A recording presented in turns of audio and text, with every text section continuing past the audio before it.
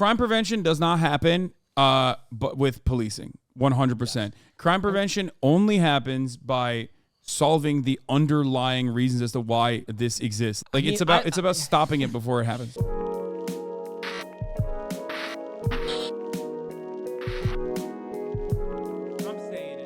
Ole has a really good video on this that she just put out that might be worth if Marxists say that the state will wither away in communism, then surely the carceral state will too. Yes, I mean, that's ultimately the reason why whenever people are like, oh, you're a communist, I'm like, I don't really give a shit if you call me that. I don't care. I don't care whatever you call me. Ultimately, it doesn't change my perspective at all. Oleyemi made a What is Prison Abolition video. Are you hungry, by the way? Yes. Okay. We can do that while we watch this Oleyemi video. It's like she's here, but not really. Yes, that does mean I believe we need to abolish prisons, policing, and America's entire criminal... The difference between policing as the way that we currently understand it, policing as a theory versus policing as a practice are two fundamentally different things, even though policing as an institution was designed around, asset extraction, asset management, protection of capital, protecting and serving the interests of the wealthy, no matter whichever way that it existed, either in the North with around trade routes, around like harbors and whatnot, versus in the South with slave catching and the like.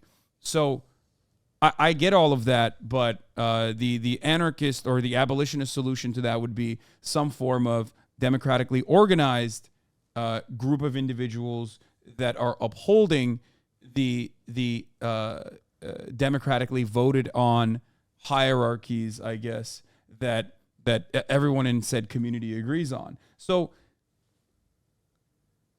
to the average Joe, when you describe it like that, it's just policing in a truly representative democracy.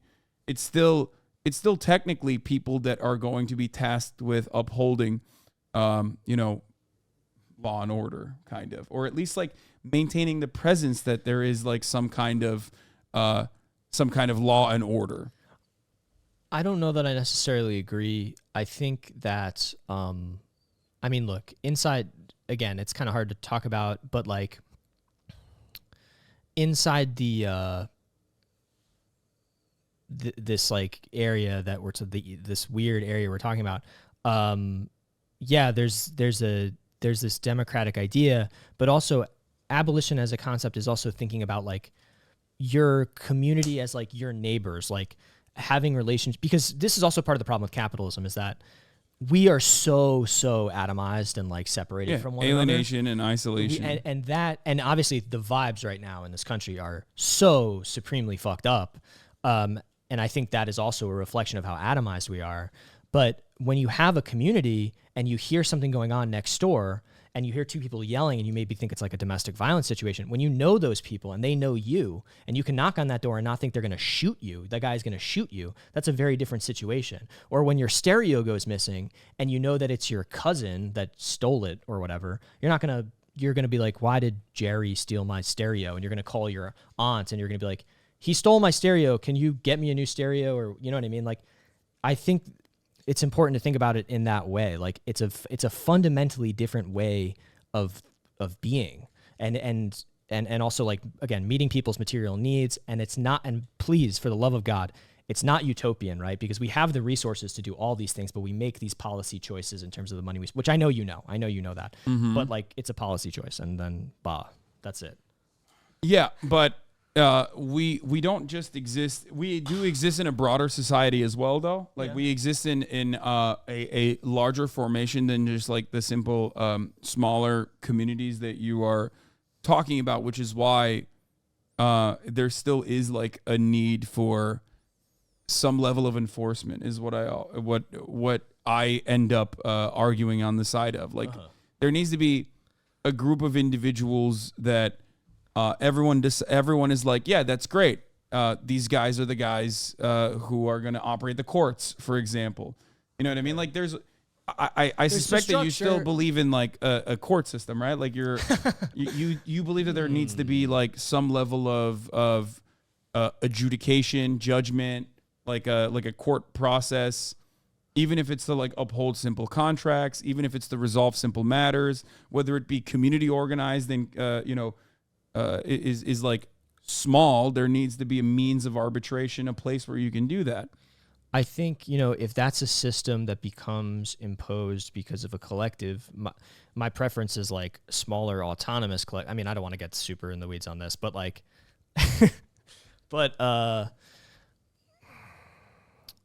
I understand your trepidation, and I hear what you're saying. I think a lot of people do this. And I think it's I would just ask you and like people to try to fight the inclination to give in. Like, I feel like it's ceding ground in a way. Like, I hear you, but I think that idea of like there needs to be enforcement or there needs to be this, I think it is giving too much credit to the system and not realizing that even in our own minds, we have like reproduced the prison in our own minds. That's what I think. What do you mean by that? Like, it's hard for us to imagine. Also, you need to order food as well while you're doing this. Go ahead. But don't show it on camera. Okay. So yeah, I don't want people to see my order. Yeah, well, or my address. I think. Oh, it's on there. Well, it could. I didn't know where you lived. You had to send me it. Yeah.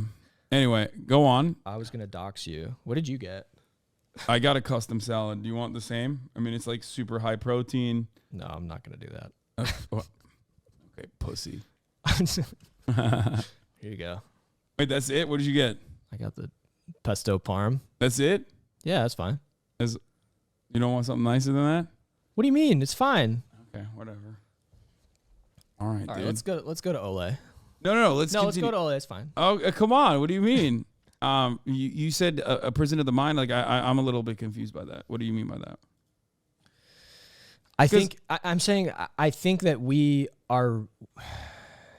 It's hard for us to imagine a different world. You know what I mean? I agree. It's hard for us to imagine a different world. Yes. So I think that's kind of what I mean. And we reproduce these things, and even what we believe is possible is different. And I think we should have like a more expansive view and a more hopeful view. And at least for me, that's like, I hear what you're saying, right? But like, even for me, I'm like, all right, but you know what? Let's do it live. Fuck it. Like, let's go. Let's do this. Okay. All right. Fair. No, I understand that. It's like, I mean, it's the Mark Fisher quote. It's easier to imagine the end of the world than to imagine the end of capitalism. Yeah. And I agree, and that doesn't sway me or that doesn't change my mind on my opinions on capitalism and abolishing it. So why not the same for prisons? It's just that the difference there, for me at least, is like I don't have all the answers for that either, right? What a perfect transitional socialist state looks like. How do you abolish? How does the state cease to exist? All these are questions that I do not have answers for, certainly. I mean, many other people much smarter than me have thought about it, theorized it. But for the life of me, I still cannot comprehend a world in which like there's no enforcement of people who are just gonna, because there's always gonna be like the very small, slim, like silly people that are going to behave in bad faith. And it's kind of like the way I see it, for example, do I believe that trans women, for example, should be able to compete in athletics with cis women? Absolutely. What if I were to say no right now? I was just like a transphobic dude. Kill you if you out of nowhere. I was just like randomly transphobic. You had no idea. Just go no. Full Joe Rogan. No, I of course I do. Right. I do. I don't think that it's like it's unfair or anything like that. And are there, for example, like game breakers a little bit? Like, can certain bad faith actors break that? People who claim that they are non-binary, but like they're doing it specifically to compete, to make a point. Like Republicans, they do that from time to time. I'm sure you've seen it, where they can't like find an example of it in the real world, in the wild, so they make that example up themselves. Where they're like, yeah, well, see, I did it. Like I claim to be a woman, and I'm doing some random fucking weightlifting competition. Mm-hmm. I have an abolitionist perspective on that, where I just like, who cares ultimately? Because I feel like the stakes are not as high. Do you see what I'm saying? Okay. Because I ultimately consider that to be like frivolous, no matter what happens. Yeah, like Zuby did that fucking weirdo, right? Or the milk porn dude, the dude who like put on like gigantic breasts at school. Remember, like that's not a trans person, but he was like, I'm trans, and like everyone used that as an example to be like, this is why trans people are weird and gross. Like we gotta make sure that they're criminalized or whatever, right? And it's fucking ridiculous. Ultimately, though, those edge cases, even if there isn't like proper enforcement on those edge cases, I don't think that it's going to create like a major. I don't think that it's going to like legitimately destroy society in the way that we operate. And the stakes are not as high in like athletic competitions or whatnot.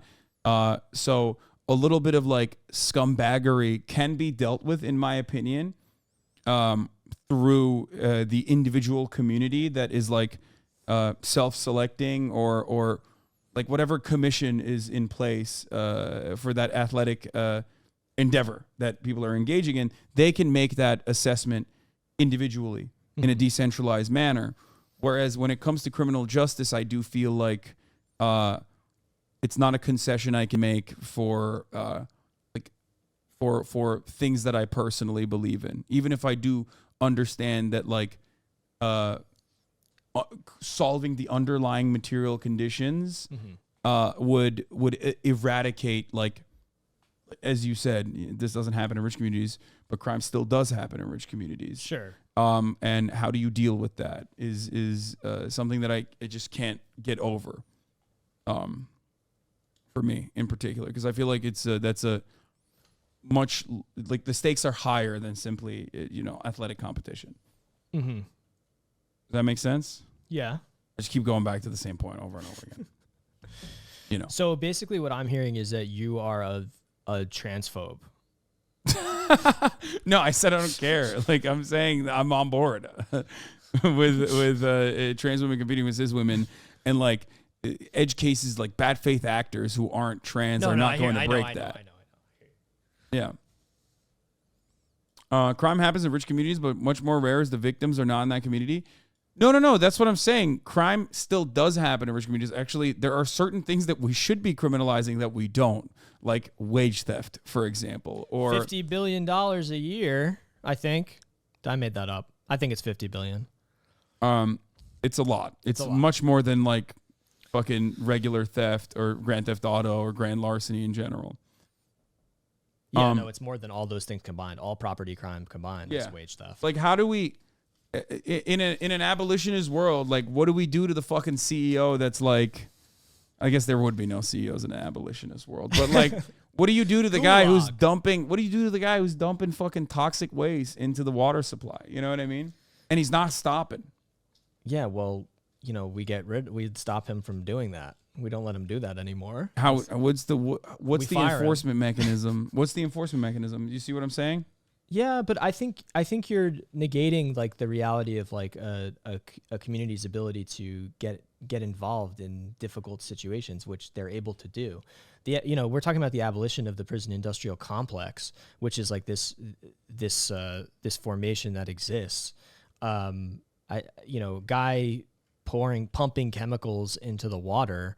How do we deal with that guy? I mean, like he's gonna face the people that he has harmed. You know what I mean? That's how they're going to deal with that guy. I think like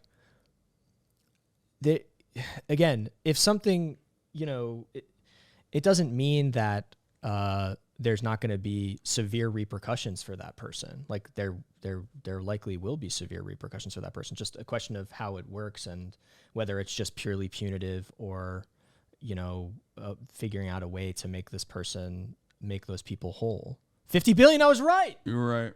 But in 2014, so damn. get your numbers up. It's probably way higher now. Yeah. So if they killed him, that's okay. I mean, I'm not saying it's okay, but whatever happens. That's what you're saying. I'm not saying that.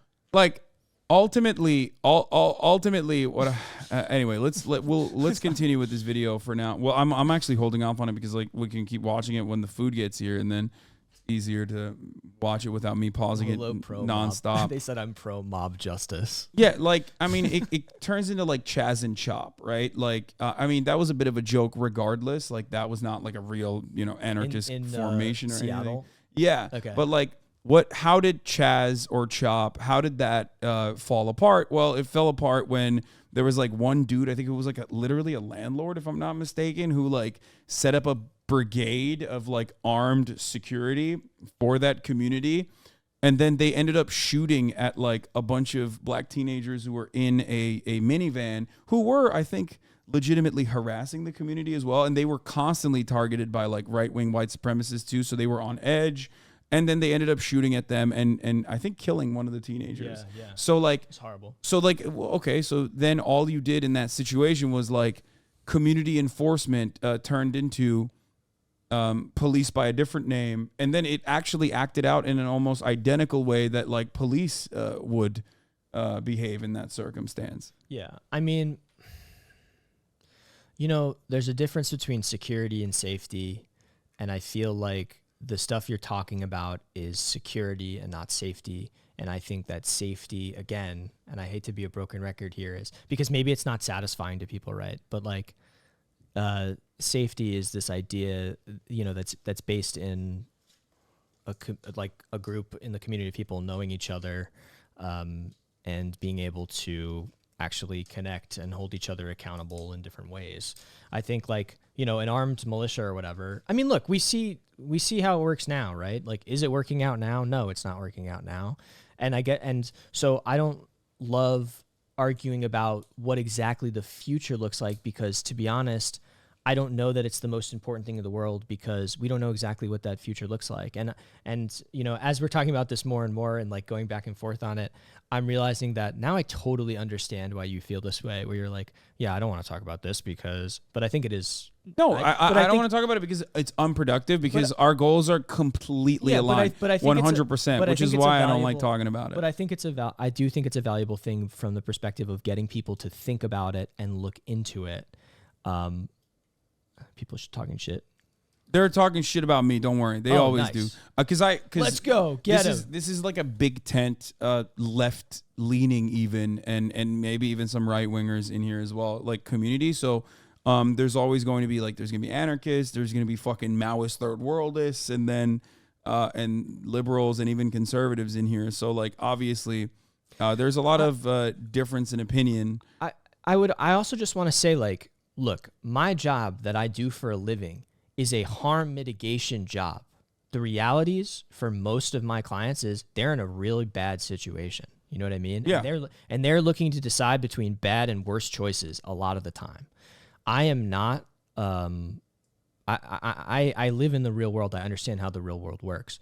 I'm asking for people to be open to a different vision of the future, and also like look for yourself. You know what I mean? Like, go check it out. That's, if anything, the only thing I hope that happens today is like people think about it a little bit more and look into it and figure it out, and also are more supportive of people who talk about it and don't think that they're complete idiots who don't know what they're talking about, which I'm probably one of the worst. I'm probably one of the biggest idiots around, which I sort of also said at the beginning.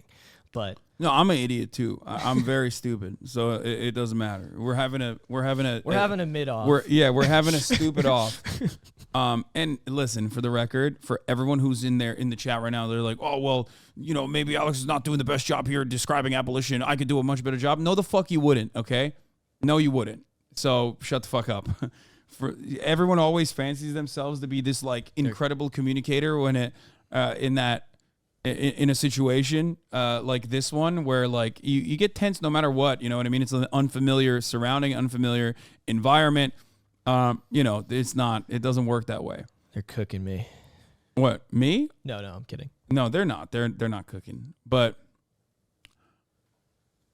ultimately, all right, let's watch this, and then we'll go through points point by point. Crime, like poverty, unemployment, poor housing, starved school systems, mental health issues, and more. We must reckon with what our criminal system is to understand why abolition isn't about depriving us of the means to stop crime or address harm. It's allowing us to design a system where we do those things for the very first time, because that is not what we currently do. Mass incarceration is slavery, a fact that the 13th Amendment explicitly acknowledges by abolishing slavery except for anyone convicted of a crime. In the same breath that the US government purported to... The only abolition we advocate for here is the abolition of the top of the hour ad break, by the way. Sorry.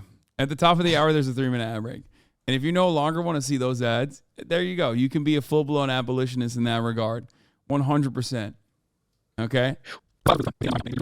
Here's a 3-minute ad break now. Okay, let's continue. Speed Racer, thank you for the 5. Get this abolish slavery. They established the means to continue the practice. And slavery is as much a business as it is a sin. And a business is meant not just to continue, but to expand, to make more and more money. Nearly 2 million people are incarcerated in America, over 400,000 of whom have not had a trial or been convicted of any crime. Nearly 60% of all incarcerated people are Black or Latino, and the vast majority of incarcerated people earned wages below the poverty line prior to their arrest. And America makes over $11 billion yearly in goods produced by prison labor, both private and public. Incarcerated and formerly incarcerated people owe at least $27.6 billion in fines and fees nationwide. Their families spend over $2.9 billion in commissaries each year, in addition to another $14.8 billion in costs associated with moving, eviction, and homelessness brought on by these cases. No system that is designed and maintained in furtherance of making money by subjugating and imprisoning specific populations for allegedly committing certain harms simultaneously intends to rid us of those harms and thus their means of production. So if slavery is a system of bondage where a person is treated as property, deprived of their freedom and personal liberty, and forced to perform labor for another's gain, mass incarceration is slavery. And it's making the rich richer and absolutely no one safer. But I understand that in spite of everything I'm going to say to you, if this is the first time you're hearing about abolition, or maybe you even know a little about it, it might seem impossible or crazy. And that's fair. The first time I heard about abolition, I was a junior in college being introduced to Our Prisons Obsolete by Angela Davis by my thesis advisor, and it sounded crazy to me too. But if you want to change someone's mind about something, the first thing you need to understand, what I believe my professor understood when she referred me to Angela Davis, instead of engaging how taken aback I was at the very concept of abolition, is that nobody ever abandons their entire worldview the first time it's challenged. It doesn't matter how many facts, stats, case studies, compelling narratives, or undeniable evidence you have on your side, people simply do not rip the foundation out from under themselves at the first indication that there may be cracks. People believe what they're taught, and rarely on their own do they have occasion to question what was presented to them as fundamental truths. The sky is blue, grass is green, cops are good, robbers are bad, justice is served when someone goes to jail. But just having it brought to my attention that we didn't always have or rely on prisons, combined with the realization that there are other countries that do not invest in punitive prison systems and instead invest in genuinely care-based, community-based, rehabilitative models immediately shifted my world. Just learning that it was possible to have a society without prisons instantly diminished how radical the mere suggestion had seemed to me, because up until that point, I'd never noticed that because I was born into a world with prisons, I thought they were as natural to earth as dirt, water, and air, rather than the man-made institutions that they are. But before we can understand how we get to abolition and why it's necessary, we first must understand why mass incarceration and prisons aren't, and exactly what they're meant to accomplish. When you say you want to abolish the prison industrial complex, or more specifically, policing in prisons, one of the first things people ask you is how then will we stop crime? And the premise that underlines that question, that our existing system does this, is wrong. I agree with that. Yeah, like I don't think that our current system stops it. Obviously, if they did, America would be the crime-free utopia. It would be like literally the least, like there would be no fucking crime. We technically have 25% of the entire world's prisoner population inside of our borders. I mean, unless we fucking incarcerate every single citizen, like it's not stopping. It doesn't seem to be. We have horrible rates of violent crime in comparison to that. It seems like maybe the underlying material conditions, poverty, is what is causing a lot of this crime to continue happening. But she brought up a really good point as far as like care-based structures, right? Like rehabilitation-focused forms of criminal justice. I don't know if Olayemi's talking about like Norway or whatnot, and I feel like that's an example that gets used all the time. But I like to point to social democracies, which of course I understand are still still rely on third world exploitation and natural resource extraction to exist in the way that they do. But like when you look at domestic policy in Norway, especially criminal justice versus America, it's dramatically better. Sure. It's still not the best, and there are still problems, right? I'm not saying that like they have everything figured out, but I like to use that comparison to show what is possible, and show that like that is a successful, viable alternative to what we have. That also kind of, in my opinion, still proves that there is like a necessity for some form of containment. You slipping that in there, man. Just like the knife in me every time. Yeah, but no, I think yeah. I mean, I hear you. I think that part of the issue in the United States specifically is that it's so racialized. That the prison system is so racialized. And yeah. I mean, obviously the history there, but even just the current enforcement and the majority of people in there are people of color. They're also the people who are constantly criminalized and surveilled by the police. Yeah. That it's hard to imagine that any massive reforms, which unfortunately even like in our political climate seem like impossible, even those reforms like still wouldn't be as effective, right? Like it wouldn't. It's good, it's good to have like baselines maybe, but I would point back to that idea of like the non-reformist reform. Like I'm not against reforms, right? I'm not against helping. I wasn't against bail reform. It was great. It got a lot of people out in New York. It was really helpful.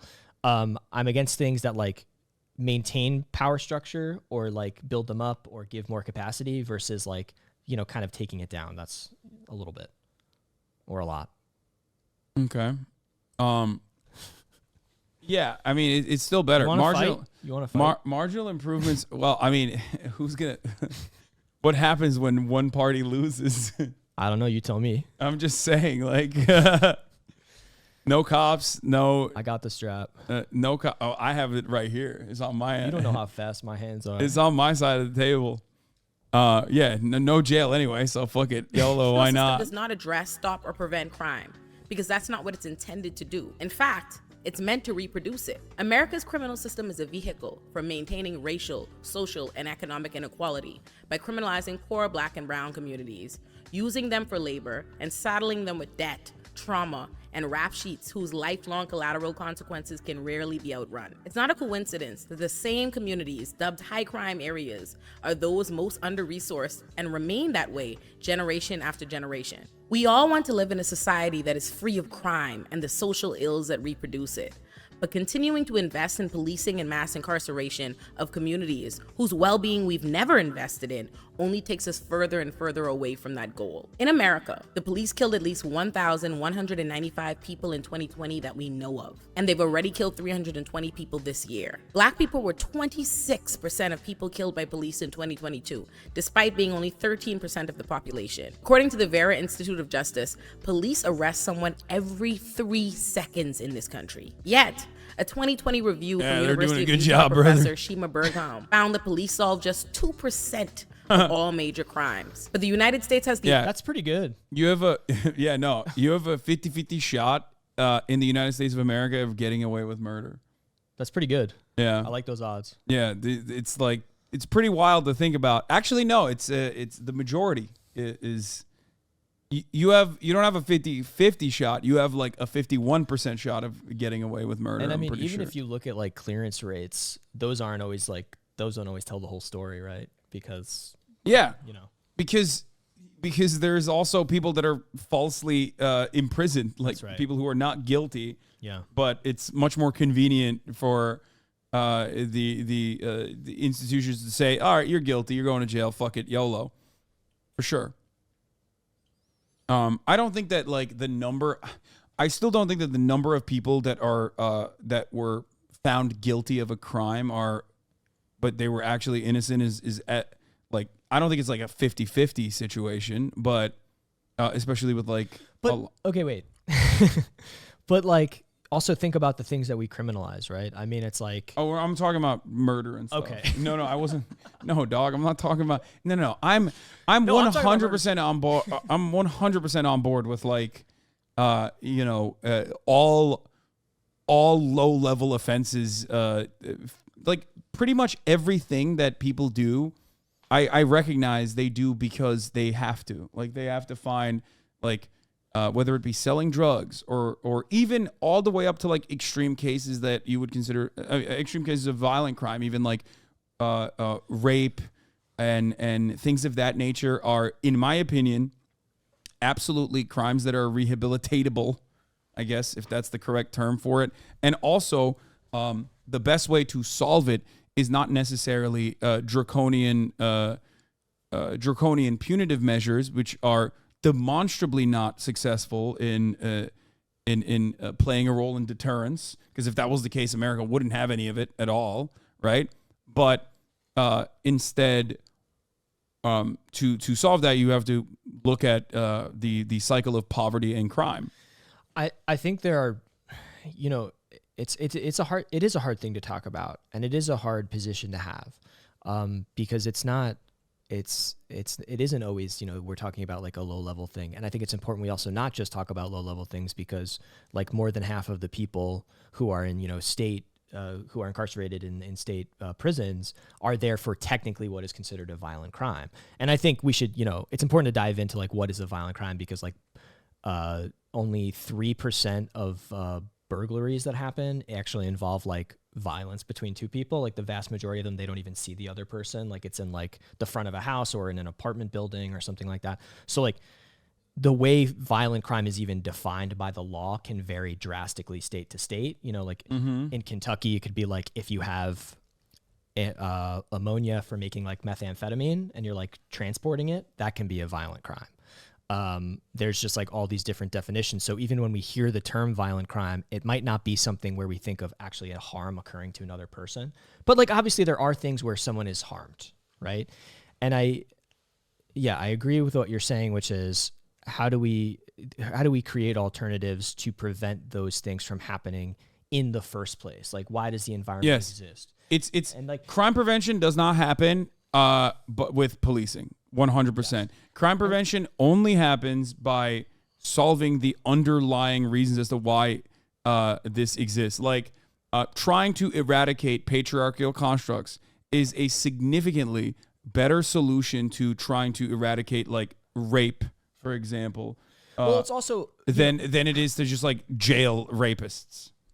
Like it's about stopping it before it happens. Sorry, go ahead. I'm gonna grab the food, by the way. It's here. Are you gonna leave me alone here with poor chat? Yeah, you're fine. You can do it. Oh my God, I'm so scared to be here alone. All right, keep talking. Keep talking? Yeah, keep talking for the food. Oh my God, guys. I'm really hungry. Hold on.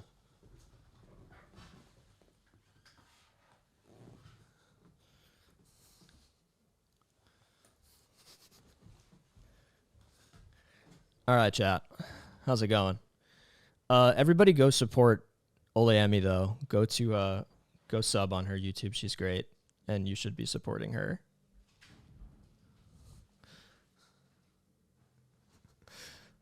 This is really nerve-wracking. I don't think you realize.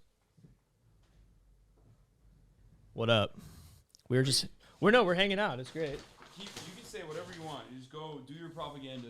Do my propaganda? Do your crazy propaganda, crazy man. Okay.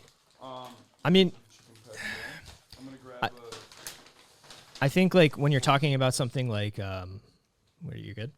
Yeah.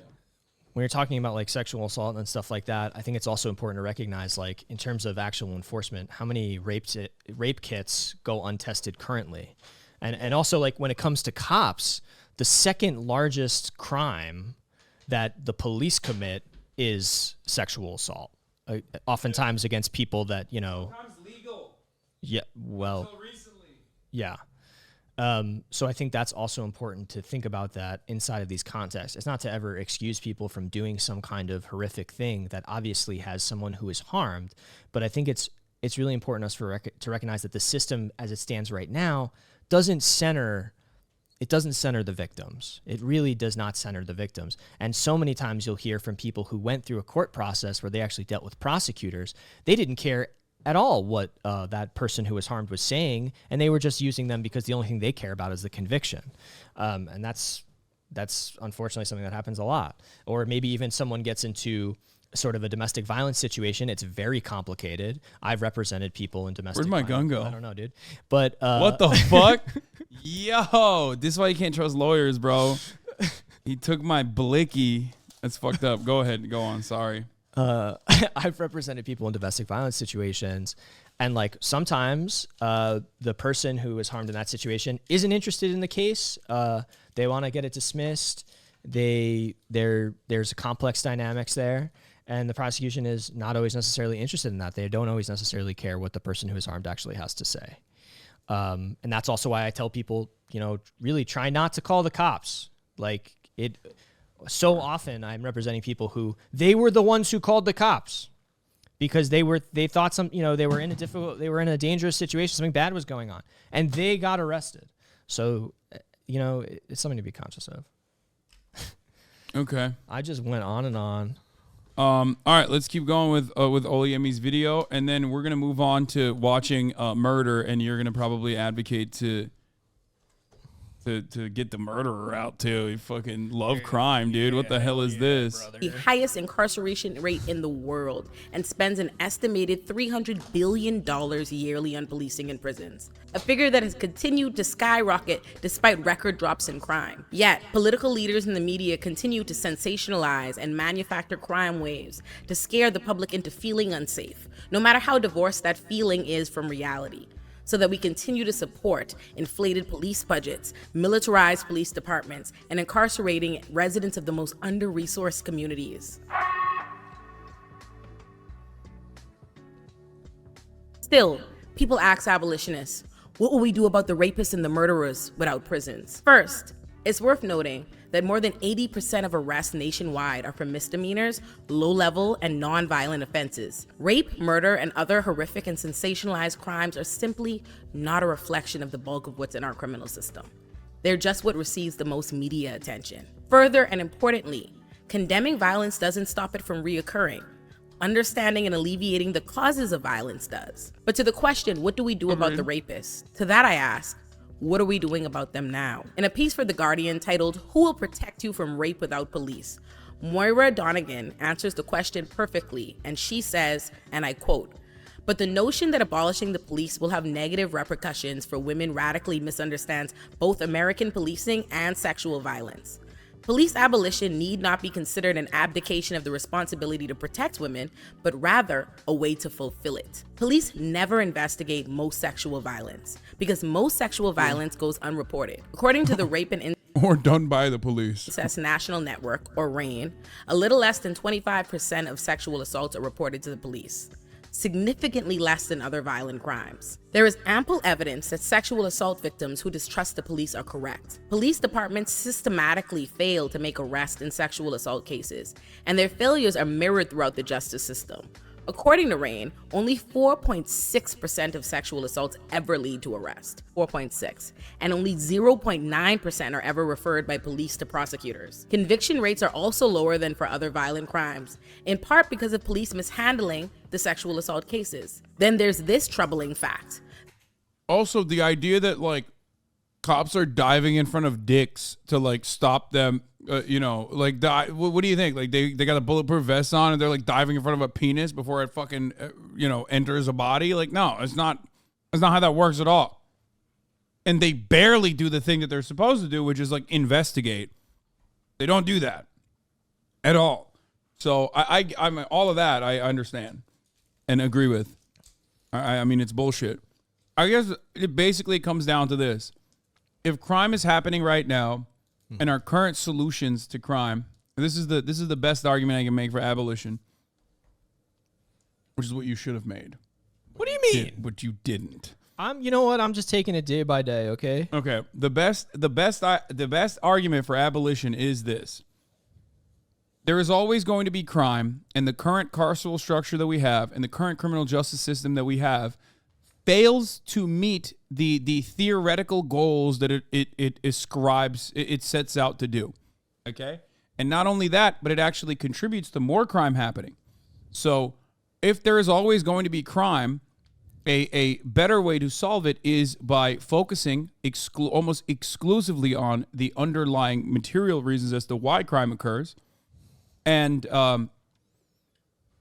moving away from that. And still, some crimes are going to happen, but it would be better solved by the community rather than a police force or a prison system. Hasan is mansplaining to me right now. Also, man, oh gosh, she's so fucking cute. Turn on the Kaya cam. But like, this doesn't mean that crime is not going to happen. It's going to happen. But it's already happening, and they're not doing anything about it anyway. So you might as well have a better solution that, focuses almost entirely on the reasons as to why it happens and solve those problems instead. Anyway. I'm trying to eat my salad. Okay. The police themselves are often perpetrators of gender violence, and they frequently use the privileges and protections of their job to hurt women with impunity. Police households have dramatically higher rates of domestic violence than other homes, with approximately 40% of officers having intimate partner violence in their households, compared to... My favorite fact about that statistic is that that's self-reported in a fucking survey. The first and last time that they ever did that, by the way. That's awesome. It was in the 90s, and they were like, "Oh, we're never doing this ever again." I didn't know that was self-reported. Mm-hmm. That's unreal. Self-reported statistic. To just 10% of the general population. Sometimes police failures to investigate sexual violence look like the result not just of stupidity, but outright duplicity, she says. One study of the New York Police Department discovered it was knowingly undercounting rapes in its public figures, using a deliberately strict definition of rape in order to shrink the number of reported rapes in New York. An inquiry into the NYPD found its Special Victims Unit division to be grossly dysfunctional, with officers instructed to simply not investigate misdemeanor sex. Mariska Hargitay. Why do you say no? Because she failed us. Oh. Okay. Sexual assault cases. Conservative estimates indicate that American... Good reacts, man. Don't quit your day job. Don't quit your day job to do this. Okay. Police departments have over 200,000 untested rape kits in their possession, with DNA samples that could be used to identify rapists and prevent future assaults collecting dust, often because police have not bothered to send them to be tested.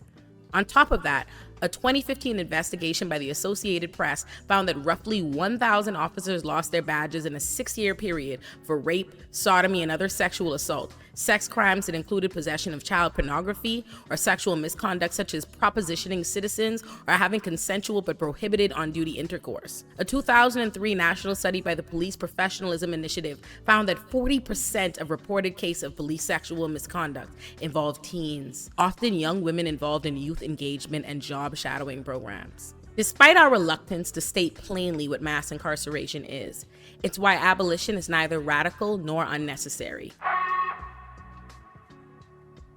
Okay, but she didn't talk about how to Abolition deal is with about it. preventing harm, and the fun... But this is the point. The point is that, like, it still is going to exist, but the current means of solving it are not real, and they are actually making it worse. Yeah. Ironically. Well, not ironically. I mean deliberately by design. Right.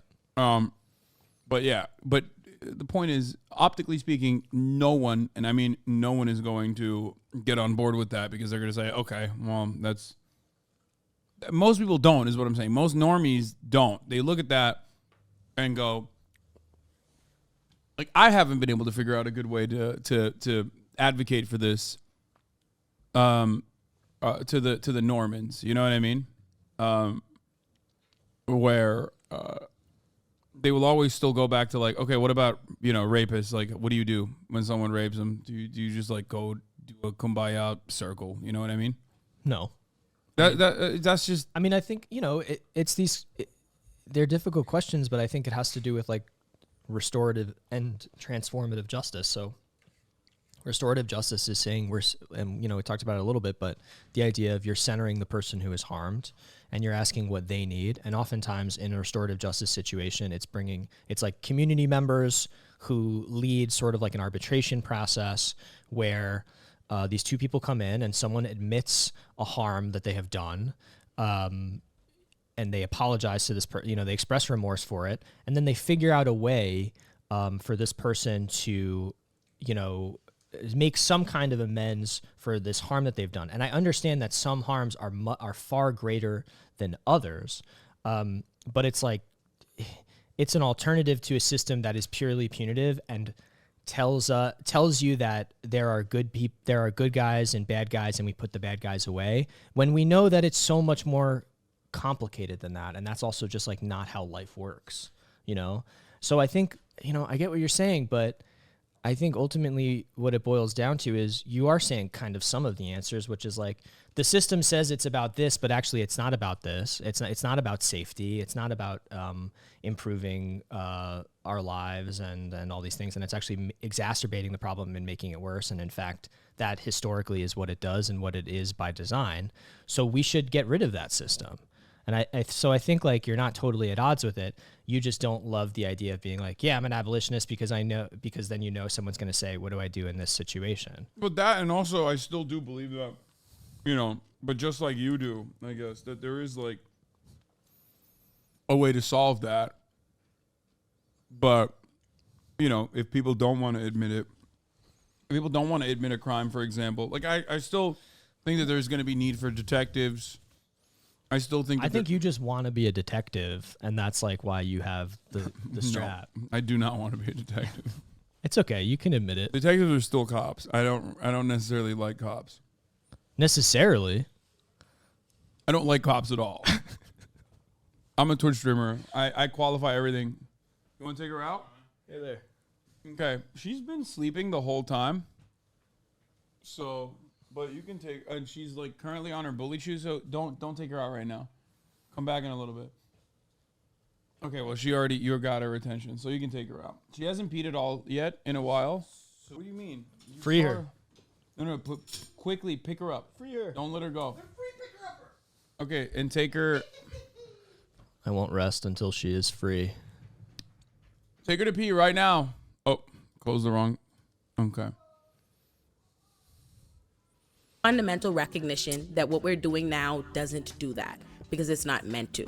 Instead, it makes matters worse because it's meant to. Even if we believe that there are just bad, poor people doing violent things, what is solved by locking those people in a box and making them spend every waking moment defending themselves from violence, sexual assault, and other abuses, all while trying to survive the psychological abuses of incarceration? If we also saddle them with fines and criminal convictions that prevent them from ever leaving poverty or the circumstances that led them to prison, not only have we done nothing to address the violent crime that's been condemned, we've given them every reason to act violently in the future. Then those people are released and sent back into the same struggling, under-resourced communities. That's why mass incarceration only ensures that communities that were already plagued by crime and violence never escape it. That's the problem with using prisons to disappear people while never addressing the underlying problems. The problems survive, even if the people don't. That's why defunding the police, ending cash bail, and other laws, policy, and reform efforts that actually take power away from the state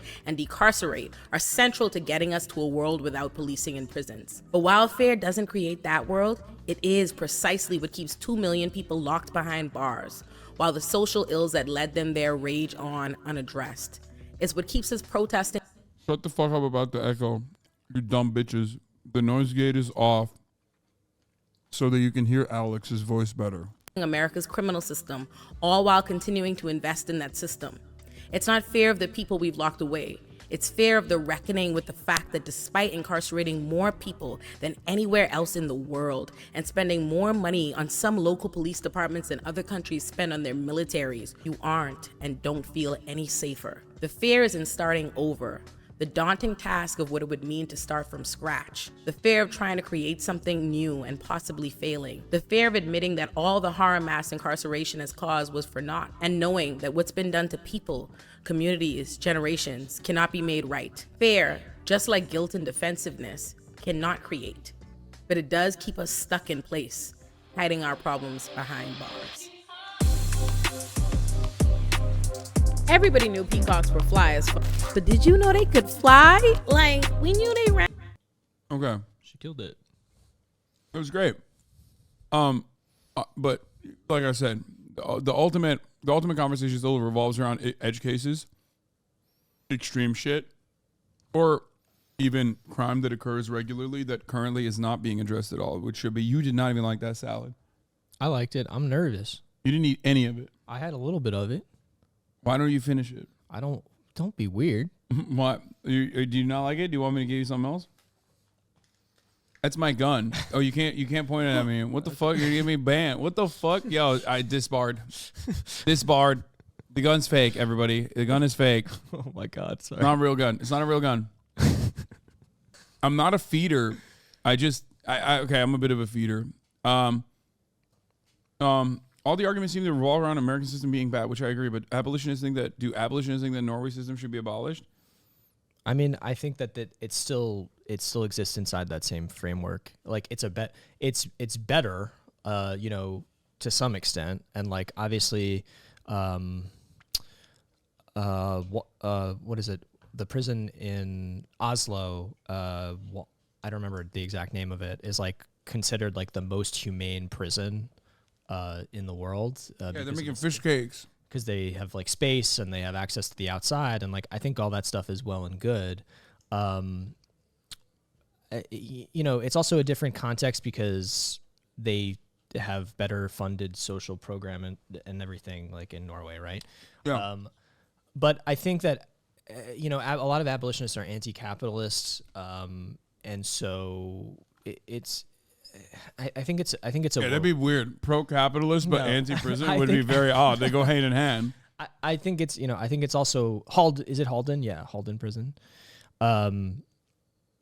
It's a fundamental like change to the way our society functions. I think that's why it's a horizon and it's not next week or next month, which may be why it becomes something frustrating to think about. I also see people talking about like harms, that they've maybe experienced or like really difficult traumas that they've gone through. And it's never to like minimize something really bad that's happened to you in any way. It's just, again, just like a recognition that even at the individual level, the system is not really effective, and it shouldn't be, an individual experience shouldn't be generalized to the entire population because not everybody experiences things in the same way. And also not everybody needs the same, I don't know. They don't need the same thing in terms of a restorative process. So it is different for everybody.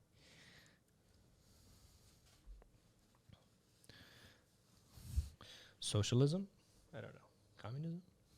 Okay. Playing some games? What are we doing? We are going to watch When an Evil Mother Realizes She's Been Caught. We're going to do true crime. Okay, hell yeah. With the true criminal.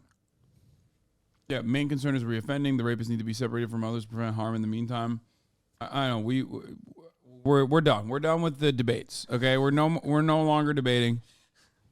Alex has defeated me in the marketplace of ideas. I'm a full blown abolitionist.